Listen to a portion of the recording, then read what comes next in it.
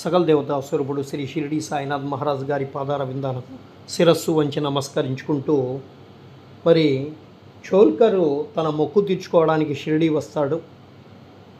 మొక్కుకున్న ప్రకారంగా కలకండ పంచిపెడతాడు. పంచిపెట్టి ఒక కొబ్బరికాయని బాబాకు సమర్పించుకుంటాడు. ఇప్పుడు నాకు చాలా ఆనందంగా ఉందని బాబా వారికి చెప్తాడు.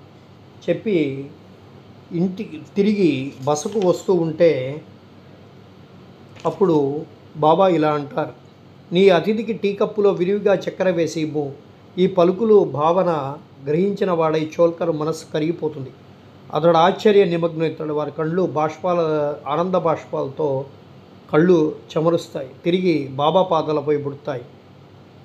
జో కూడా ఈ మాటలు విని టీ కప్పులో చక్కెర ఎక్కువగా కలుపుటాను, దాని భావన ఏమై ఉంటుంది అని చెప్పి ఆలోచిస్తాడు.